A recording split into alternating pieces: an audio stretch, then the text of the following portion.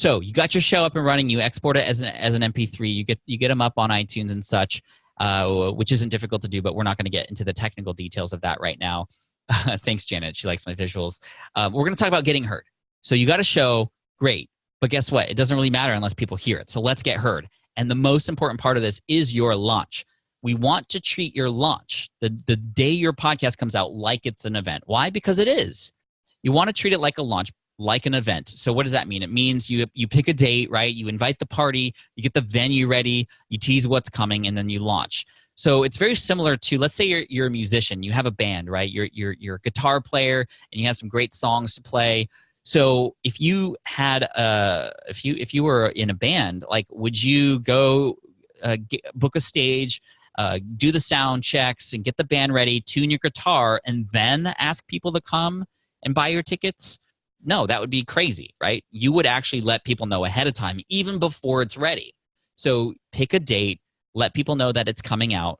And I've seen people go through my course in less than 2 weeks and get a show up and running. So give yourself some time to promote it, and get people excited about it. Hype it up, tease what's coming, share little clips on social media of what's to come, share who the special guests are, like each day, new guests that are coming on your show, different things they're going to learn. You want to get people ready, and then you launch.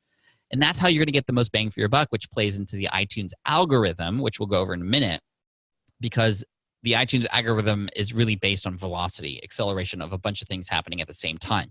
So when you treat it like an event, it's going to be great. But do not make the same mistake I did. So here's the mistake I made when I launched my podcast. I launched with just one episode.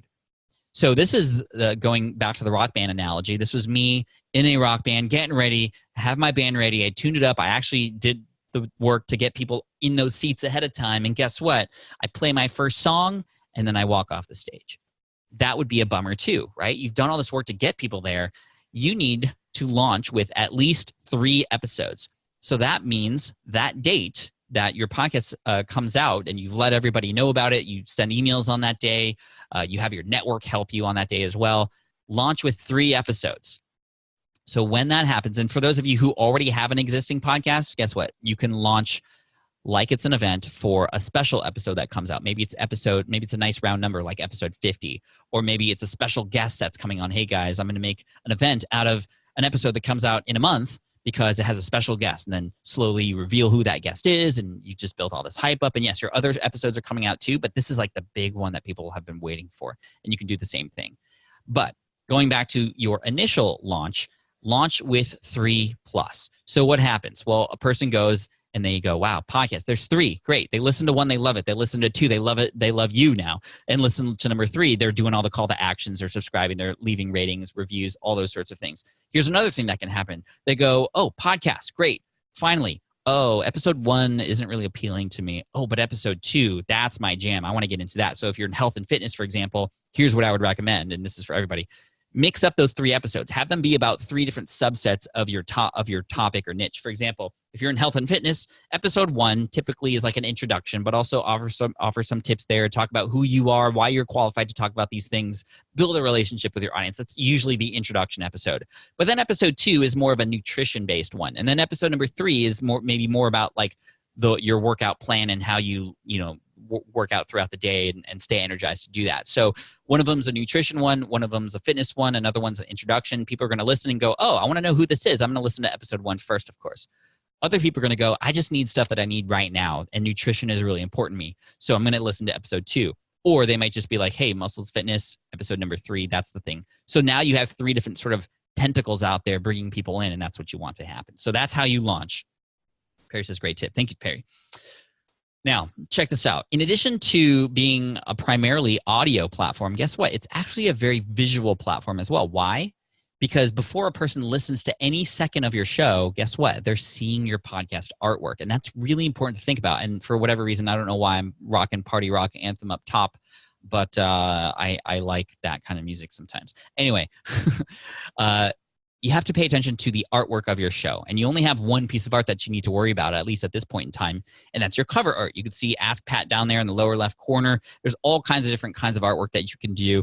The biggest tips I have for you is to make sure it's something that stands out in your category. So go to your category. The best spot to look is your iTunes version, desktop version. Your iTunes on your desktop, because your app, you can only see so many at the time, but at one time. But on your desktop, you see a bunch like this all at once, and you can see like what would stand out. And yes, you could put your face on it, but you don't have to. It's really up to you. But big and bold work really well. Different looks really well. Some people put cartoony versions of their face. Some people put their face if they're building a personal brand. Other people have a great icon like this Feed Me, Fuel Me podcast. These are all students of mine who've done some great things. The biggest thing is when you submit your artwork, it's going to be 3,000 by 3,000 pixels. That's huge. That's bigger than most of our monitors, right?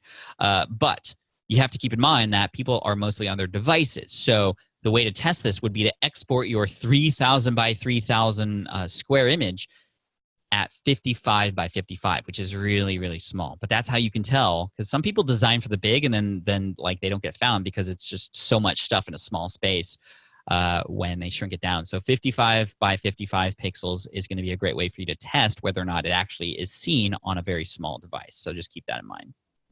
Next, we're going to talk about the iTunes rankings, and here's how it works.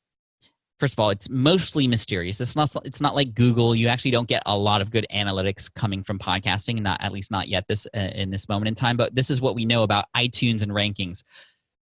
Number of subscribers, getting a bunch of downloads, ratings and reviews. Get as much of that as you can in a short period of time, and you're going to accelerate. You're going to get higher rankings.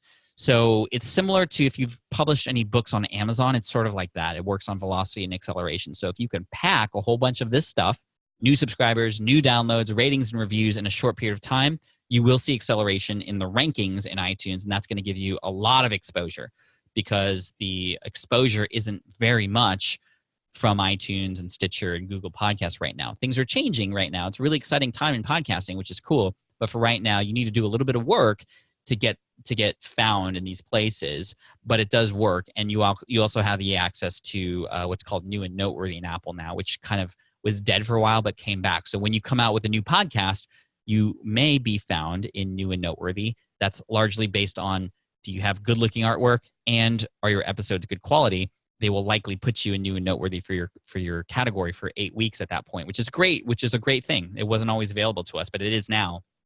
But if you want to get higher rankings, this is the formula, and that's how you do it.